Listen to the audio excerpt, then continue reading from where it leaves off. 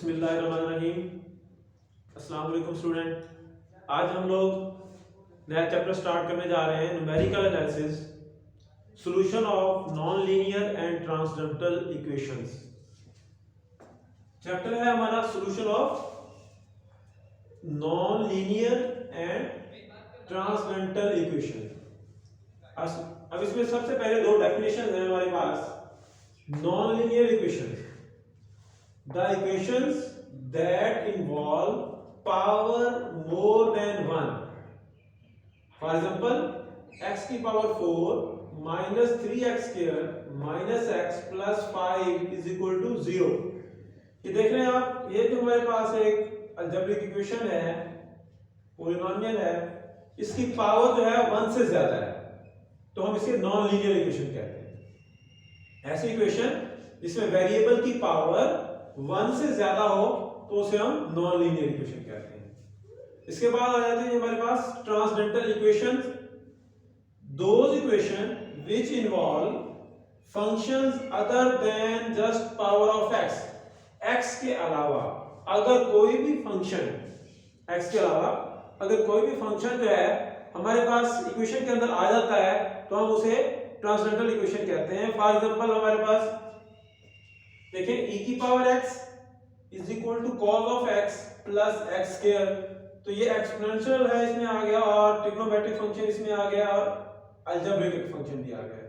तो ऐसी इक्वेशन जो होगी वो ट्रांसडेंटल इक्वेशन होगी, यानी जिसके अंदर x के अलावा और वैल्यूज आ जाए, cos x आ जाए, sin x आ जाए, tan x आ जाए, e की पावर x आ जाए, या हम कह सकते हैं लॉगरिथम फंक्शन आ जाए। तो जितने भी फंक्शन x के अलावा आएंगे वो सारे के सारे जो है वो ट्रांसडेंटल इक्वेशन कहलाएंगे। ठीक है जी। अब इन इक्वेशन को सॉल्व करने के लिए हमारे पास दो मेथड हैं, एक तो न्यूमेरिकल मेथड और एक एनालिटिकल मेथड। हम जो मेथड डिस्कस करने जा रहे हैं वो हमारे पास है न्यूमेरिकल मेथड। और न्यूमेरिकल मेथड में न्यूमेरिकल आइटरेटिव मेथड्स होते हैं। इसमें हमारे पास नंबर 1 हमारे पास मेथड जो है वो फिक्स्ड पॉइंट मेथड, जैसे हम आइटरेटिव मेथड भी कहते हैं, फिक्स पॉइंट मेथड जो है उसको हम पढ़ने जा रहे हैं। अब हमारे पास फंक्शन है f of x is equal to x की power 3 minus 4x square plus x minus 10 is equal to 0। f of x equal to 0 रख के ना, अगर हम ऐसे f of x is equal to 0 रख के हम वहां से सॉल्यूशन फाइंड आउट करते होते हैं एग्जैक्ट मेथड से। अब न्यूमेरिकल मेथड में भी हमने ऐसे ही सॉल्यूशन फाइंड आउट करना है, लेकिन इसमें हमने क्या करना पड़ेगा, हमें आपने इसको इस फॉर्म में कन्वर्ट करना है। पहले हमने कन्वर्ट करना है, जो फार्मूला है वो है x की xn plus 1 is equal to f of xn। ऐसी फॉर्म बनानी है, ऐसी फॉर्म बना के फिर क्वेश्चन को सॉल्व करना शुरू करेंगे। अब क्वेश्चन को सॉल्व करने के लिए सबसे पहले हम चेक करेंगे, अगर तो हमें इंटरवल गिवन है कि सॉल्यूशन जो इक्वेशन है इसके रूट्स इस इंटरवल के अंदर लाई करते हैं, और यहां से हमें इनिशियल वैल्यू जो है वो आपको दी गई हो आइटरेटिव मेथड लगाने के लिए। अगर नहीं दी गई तो हम वो इंटरवल फाइंड आउट करेंगे। जितने भी मेथड हैं numerical method non linear equation को सॉल्व करने के लिए, हम क्या करेंगे, पहले इंटरवल फाइंड आउट करेंगे कि किस इंटरवल के अंदर क्वेश्चन का आंसर जो है वो लाई करेगा, या किस पॉइंट के नजदीक जो है वो जो इक्वेशन है उसका आंसर जो है वो लाई करेगा। तो उसके लिए आपने करना क्या होगा, वो जो गिवन फंक्शन होगा, ये जो गिवन फंक्शन होगा, आपने क्या करना है, इसमें से इंटीजर पुट करना शुरू कर देने हैं और चेक करना है कि आंसर क्या आता है। जैसे फॉर एग्जांपल मैं यहां पे f of 1 पुट करता हूं, तो -1 पुट करना है, तो 1 की पावर 3 minus 4 into 1 का power 2 plus 1 minus 10 is equal to क्या आंसर आता है। इसको चेक करने के लिए देखें, आप कैलकुलेटर से इक्वेशन बना सकते हैं। कैलकुलेटर से आप इक्वेशन बनाएंगे, इक्वेशन बनाने के बाद उसमें आप पुट करते जाएंगे वैल्यू, तो हमें आंसर मिलता जाएगा। अब जैसे फॉर एग्जांपल ये मैंने 1 पुट कर दिया, तो इसका आंसर आप क्या करेंगे, इक्वेशन बना लेंगे कैलकुलेटर पे। इक्वेशन बनाने का तरीका क्या होता है, आप ये कैलकुलेटर पे अल्फा का बटन होता है, ये दबाएंगे, और फिर ये ब्रैकेट वाला बटन जो है x, यहाँ ये दबाएंगे। उसकी पावर कितनी है वो देख लेंगे, पावर है 3, तो 3 दबा देंगे तो x3 आ गया, साइड में ले जाए।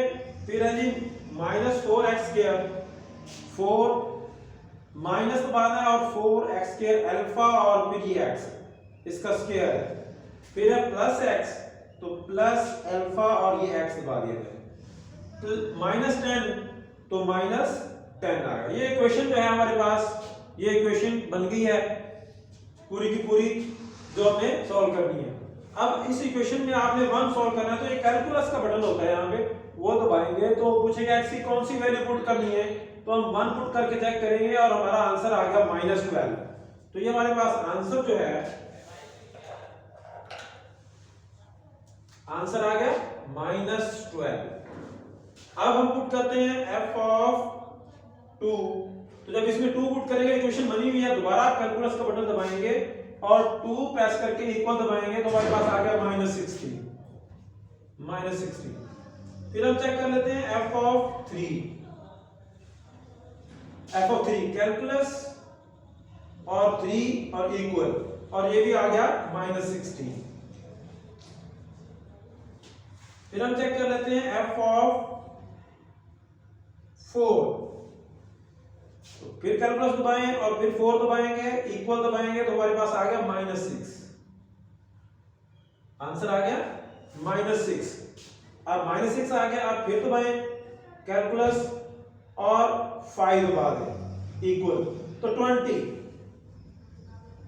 f(5) पे आंसर आ गया 20।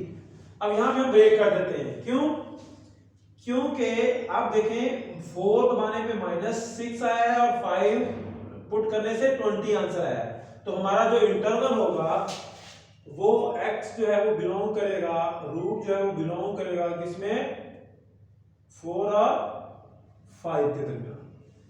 4 और 5 के दरमियान हमारा जो रूट्स लाई करेगा, ये हमारा इंटरवल आ गया। कैसे, कहां पे स्टॉप करना है? अगर हमें इंटरवल नहीं दिया गया, ये इंटरवल हमें नहीं दिया गया, तो हम क्या करेंगे?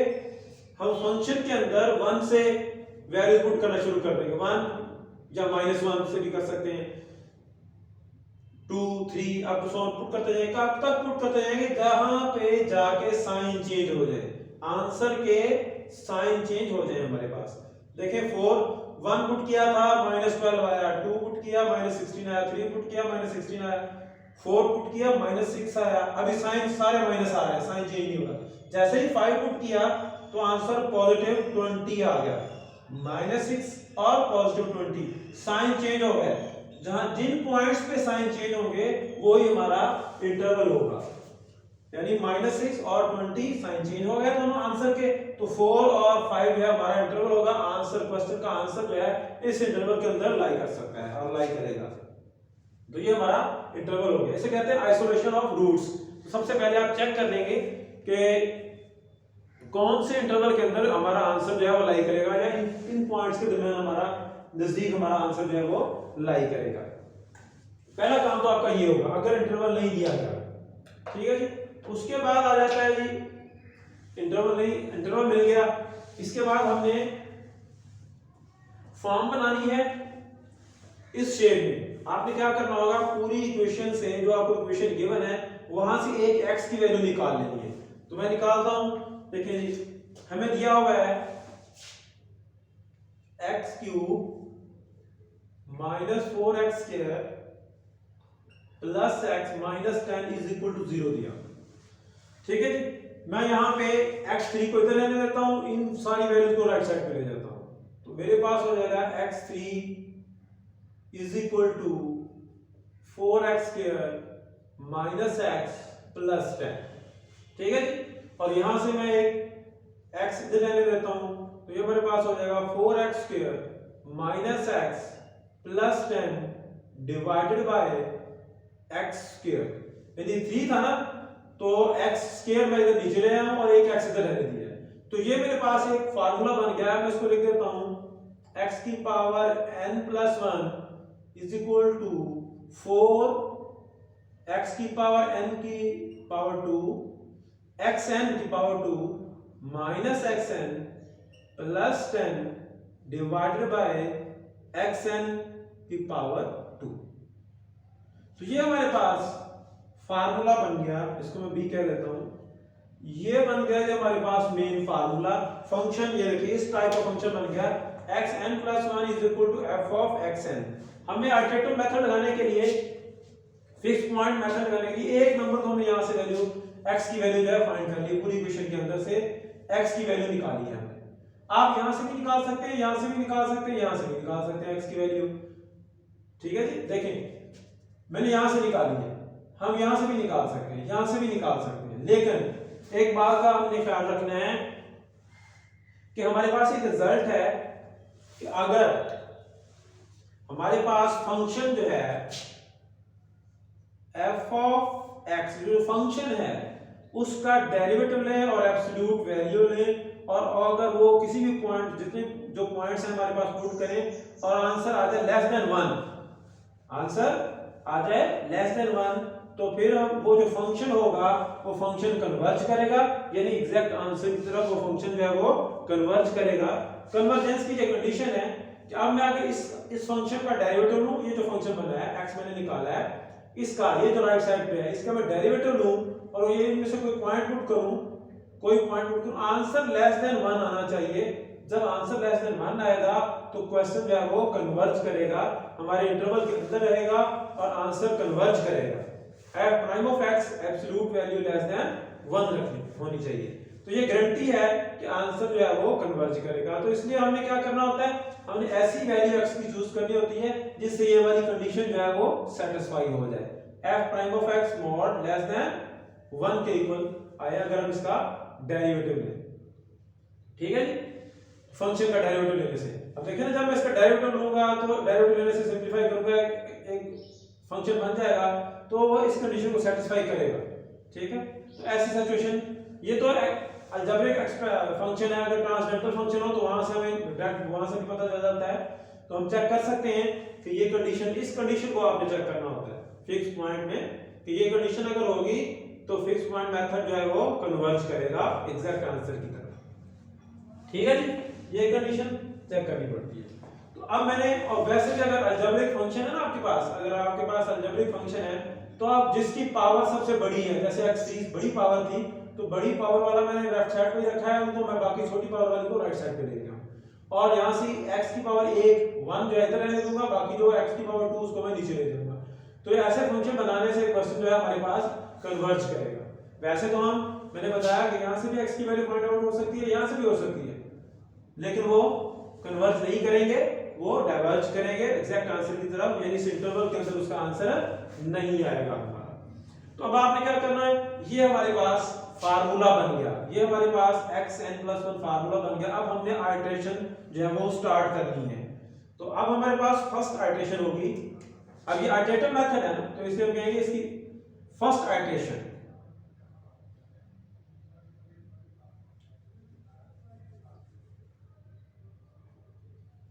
फर्स्ट आइटरेशन, फर्स्ट आइटरेशन हमने कर ली है। अब हम पुट करेंगे, पुट x0 = 4, जो हमारा पहला पॉइंट है, जो हमने इंटरवल फाइंड आउट किया है उसके पहले पॉइंट को हमने x0 रख लेना। क्या रख लेना है, x0, और इस फार्मूले के अंदर n को हम पुट कर देंगे 0, n को 0 पुट कर देंगे। ये जो फार्मूला हमने बनाया है इस फंक्शन से, वहां पे n की जगह 0 पुट कर देंगे और x0 जो है वो 4 ले लेंगे, और वो x0 हमने फाइंड आउट कर लिया है। अगर आपको क्वेश्चन में नहीं दिया हुआ, अगर दिया हुआ है तो पहला पॉइंट आपका x0 होगा। ठीक है, तो अब ये पुट कर देते हैं, तो हमारे पास फार्मूला बन जाएगा ये x0, यानी xn को 0 पुट करना, 0, ये बन जाएगा x1 = 4 इंटू, चलिए इंटू लगाने की जरूरत नहीं है, 4 x0, n की जगह 0 पुट करना है, तो n0 इसकी power 2 minus x0 plus 10 divided by x0 का स्क्वायर। तो x1 हमारे पास हो जाएगा 4 इंटू x0 क्या है, वो हमारे पास क्या है, 4 है, 4 का स्क्वायर माइनस, इसमें पुट करेंगे x0 की जगह यहां भी पुट करेंगे 4 plus 10 divided by x not का स्क्वायर यानी 4 का स्क्वायर। ठीक है जी, तो x1 हमारे पास आ जाएगा। अब इसको सिंपलीफाई कर लें, 4 4 are 16, 16 4 are 64, -4 plus 10 divide by 16। ठीक है जी, 4 4 आर 16, और यहां से हमारे पास हो जाएगा x1 इज इक्वल टू 64 - 4 तो 60 और 10 70, 70 डिवाइड बाय 16। तो देखें क्या आंसर आता है। तो कैलकुलेटर से हम इसे हल कर लेंगे, सॉल्व कर लेंगे। आंसर जो है ये क्या आता है लास्ट में,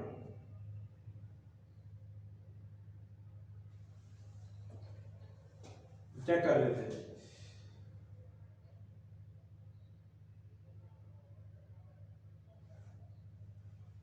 सेवेंटी डिवाइडेड बाय 16, तो आंसर आ गया 4.375, 4.375। हाँ जी, आंसर आ गया हमारे पास। x1 आ गया 4.375, ये आ गया आपके पास x1, और पहली इक्वेशन जो है वो खत्म हो गई। x1 हमारे पास आंसर आ गया 4.375। अब आपने क्या करना है,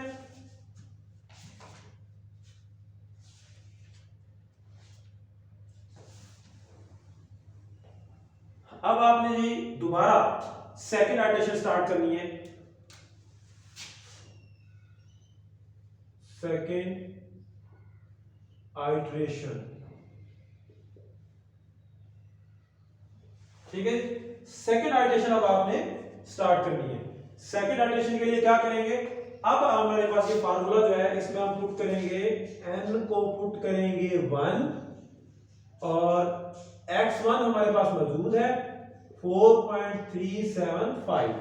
इन दोनों वैल्यूज को हम इस फार्मूले में पुट करेंगे तो हमारे पास हो जाएगा x1 + 1,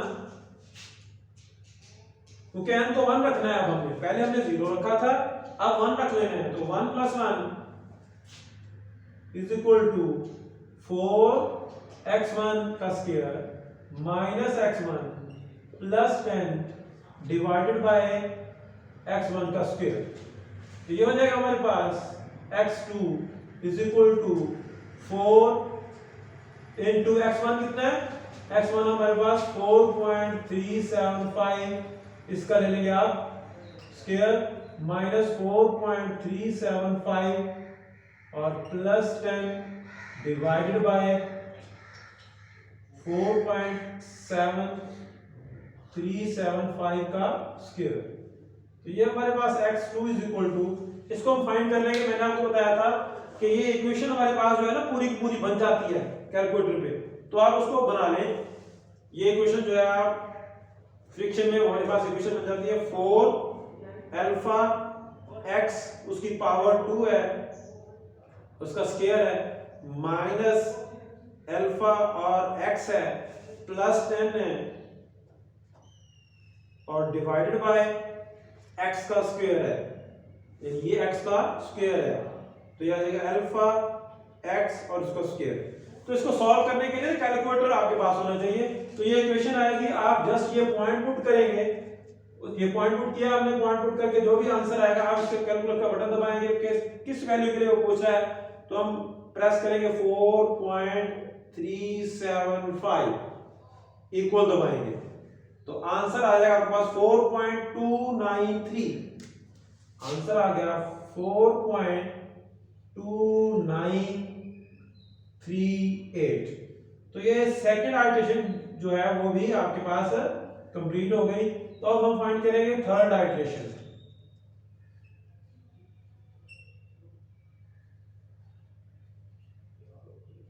थर्ड आइटरेशन हमें फाइंड आउट करनी है। तो थर्ड आइटरेशन के लिए फिर दोबारा अब हम n को ले लेंगे 2 और x हमारे पास मौजूद है वो 4.2938 है। तो जब आप इसको फिर इसी फंक्शन में पुट करेंगे तो हमारे पास ये बन जाएगा x3 is equal to 4 into 4.2938 इसका square minus 4.2938 plus 10 divided by 4.2938 इसका स्क्वायर। तो x3 हमारे पास आ जाएगा। मेरे पास इक्वेशन बनी हुई है, जस्ट मैं कैलकुलस का बटन दबाऊंगा और ये आंसर भी आया हुआ है, तो मैं आंसर दबा दूंगा, इक्वल दबाऊंगा, तो मेरे पास आ गया 4.309। तो दोबारा आप पुट कर लें कैलकुलस, दोबारा ये वाला नंबर लिखें 4.2938, तो ये हमारे पास आ गया वही 4.3095। तो थर्ड आइटरेशन आ गई। इसके बाद फोर्थ आइटरेशन स्टार्ट करेंगे। आपने करना क्या होगा, कब तक आइटरेशन करेंगे, ये आइटरेशन हम तब तक करते जाएंगे जब ये आंसर जो है हमारा रिपीट होना शुरू ना हो जाए। फॉर एग्जांपल अगर मैंने ये सेकंड आइटरेशन की है, ये आंसर आया हुआ है, और मैं अगर थर्ड आइटरेशन करता तो यही आंसर फिर दोबारा आ जाता, तो स्टॉप कर देते, वो ही हमारा आंसर होता। तो इस तरह याद रखना है आपने कि क्या करना है, आंसर अगर रिपीट हो जाए हर आइटरेशन, जैसे ये पहली आइटरेशन में ये आंसर आया, नेक्स्ट में यही आंसर पुट करने से वापस यही आंसर आ जाता, तो वो हमारा सॉल्यूशन होता, वो हमारा रूट्स होता। इस क्वेश्चन को हम चेक भी कर सकते हैं कि हमारा क्वेश्चन ठीक है या गलत है। जो हमारा इंटरवल आया होगा वो आंसर उसी इंटरवल के अंदर लाई करेगा, 4 और 5 के दरमियान लाई करेगा। ये इंटरवल हम और भी कम कर सकते हैं, जितना इंटरवल कम करेंगे उतना ही एक्यूरेसी जो है वो ज्यादा होगी। इंटरवल पॉइंट्स में भी ले सकते हैं, यानी 1 पॉइंट ऐसे जैसे 4.1 ले लेते और यहाँ पे 4.9 ले लेते। तो इंटरवल जितना छोटा करेंगे आंसर जो है उतना ही एग्जैक्ट आंसर की तरफ जो है वो लाई करेगा। ठीक है जी, दोबारा थोड़ा सा रिव्यू कर लेते हैं। हमने करना क्या है, देखिए आपको फंक्शन दिया गया होगा, उस फंक्शन से आपने x की वैल्यू फाइंड कर लेनी है, यानी इस फॉर्म में लिख लेना है आपने, ये वाली फॉर्म xn+1 और f ऑफ xn की फॉर्म में लिखना है। उसमें लिखने के लिए आपने क्या करना है कि जो फंक्शन होगा उसको 0 के ऊपर रख के आपने वहां से x की वैल्यू निकाल लेनी है, और x की वैल्यू निकाल के बाकी जो भी फंक्शन है राइट साइड पे, यहां से भी निकल सकती है x की वैल्यू, यहां से भी, यहां से भी, लेकिन मैंने यहां से निकाली है। यहां से क्यों निकाली है, क्योंकि इस कंडीशन को f(x)<1 इसको सेटिस्फाई करेगा। और वैसे भी आप याद रख लें कि अगर x की पावर जो बड़ी पावर होती है उस पावर को आप वहीं से x की वैल्यू निकालें। x की पावर 3 है, मैंने इसको इधर रखा है, बाकी सारी वैल्यू को राइट साइड पे ले गया हूं। तो यहां से x³ x1 इधर जाने दिया, x² इधर नीचे ले आया। अब ये फंक्शन बन गया और इसका मैंने फार्मूला बना दिया। यहां मैंने लिख दिया xn+1 और इधर x की जगह मैंने पुट कर दिया xn। तो ये फार्मूला बन गया हमारे पास आइटरेशन के लिए, ये फार्मूला रेडी है। अब हमने स्टार्ट कैसे करना है, स्टार्ट करने के लिए वही दोबारा मैंने आपको बताया कि अगर आपको ये इंटरवल दिया गया हो, फॉर एग्जांपल वो दे सकता है कि इंटरवल ये है, x0 की वैल्यू दे दे आपको, यानी आप x0 आपको दे दे 4 है, ठीक है, तो x0 आप स्टार्ट कर देंगे वहां सॉल्व करना। अगर वो आपको देता ही नहीं है तो आप क्या करेंगे, वो जो ओरिजिनल फंक्शन होगा उसमें आप 1 पुट करके देखेंगे, 2 पुट करके देखेंगे, 3 4 5 अप टू 7 पुट करते जाएंगे। पुट करते करते देखेंगे कि जहां पर प्लस माइनस आंसर में प्लस माइनस साइन चेंज हो रहे हैं, वही इंटरवल जो है वो हम चूज करेंगे और उससे हम सॉल्यूशन जो है वो स्टार्ट कर देंगे। तो अब ये हमारा फार्मूला बन गया है, इस पे आइटरेशन लगाते जाएंगे। फर्स्ट आइटरेशन करेंगे तो x0 ये पहला पॉइंट जो है उसको x0 लेट कर लेंगे और n की जगह 0 पुट कर देंगे। पुट करके x4 यहां पुट करेंगे तो हमारे पास आंसर आ जाएगा। जो भी आंसर आ गया उसको पॉइंट में कन्वर्ट कर दें। 4.4 तक कम से कम लें आप, 4 डेसिमल तक। 4 डेसिमल तक लेने के बाद फिर आप पहला आंसर आ गया, इसको आपने उठाना है और फिर सेकंड एडिशन करनी है और उसमें n की जगह 1 पुट कर देना और x1 ये वाला, और फिर फार्मूले में यहां 1 पुट करके जो रिजल्ट बनेगा उसमें फिर ये वैल्यूज पुट कर देंगे, आंसर आ जाएगा। फिर इस आंसर को यूज करते हुए फिर वापस फंक्शन में पुट करेंगे, थर्ड एडिशन हो जाएगी। कब तक पुट करेंगे, जब तक ये आंसर जो है रिपीट नहीं हो जाता। यानी अगर ये आंसर आया हुआ था, इसी एडिशन में वापस यही आंसर आ जाता, तो हम कहते हैं कि ये हमारा सॉल्यूशन है। तो पेपर में कम से कम आप लोगों ने 5 आइटरेशन जो है वो लाजमी करनी होती है। 5 आइटरेशन कम से कम आप लोग करें ठीक है। उसके बाद अगर टाइम बचे तो आप चेक कर लें। अगर बाज़ का ऐसा भी होता है कि 5 इटरेशन तक आपका आंसर जो है वो एग्जैक्ट आंसर के करीब आ जाता है, यानी आंसर रिपीट होना शुरू हो जाता है। अगर नहीं होता तो कम से कम 5 इटरेशन करें, अगर टाइम बचे तो उससे ज़्यादा भी आप कर दें। ठीक है जी। तो ये हमारा आज का लेक्चर था, first lecture non linear equation और ट्रांसडेंटल इक्वेशन को सॉल्व करने के लिए हम आइटरेटिव मेथड, न्यूमेरिकल मेथड जो है वो यूज करते हैं। पहला मेथड आज हमने पढ़ा है और वो है फिक्स पॉइंट मेथड। नेक्स्ट हम पढ़ेंगे इंशाल्लाह बाइसेक्शन मेथड। ठीक है बेटा जी, अल्लाह हाफिज़।